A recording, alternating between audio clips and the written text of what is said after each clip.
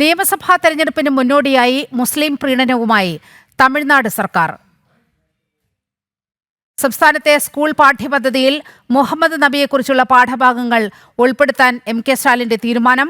കൊടും ഭീകര സംഘടന പോപ്പുലർ ഫ്രണ്ടിന്റെ രാഷ്ട്രീയ മുഖമായ SDPIയുടെ ആവശ്യത്തിന് വഴങ്ങിയാണ് സ്റ്റാലിന്റെ നീക്കം.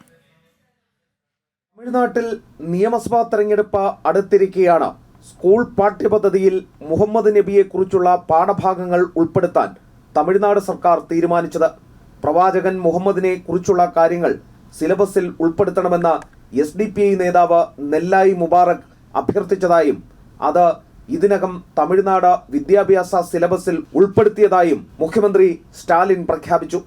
നിരോധിത ഭീകര സംഘടന PFIയുടെ രാഷ്ട്രീയ വിഭാഗമാണ് SDPI. CAA എതിർക്കുകയും വഖഫ് ഭേദഗതി നിയമത്തെ സുപ്രീം കോടതിയിൽ ചോദ്യം ചെയ്തപ്പോൾ DMK മുസ്ലിം സമൂഹത്തോടൊപ്പം നിന്നതായും സ്റ്റാലിൻ പറയുന്നു. അതേസമയം ഹിന്ദി ഭാഷ പഠിപ്പിക്കാൻ വിമുഖത കാട്ടുന്ന സ്റ്റാലിൻ നബിയെക്കുറിച്ചുള്ള കാര്യങ്ങൾ പാഠ്യപദ്ധതിയിൽ ഉൾപ്പെടുത്തിയതിനെതിരെ വ്യാപക വിമർശനം ഉയരുന്നുണ്ട്. ജനം, ഡൽഹി.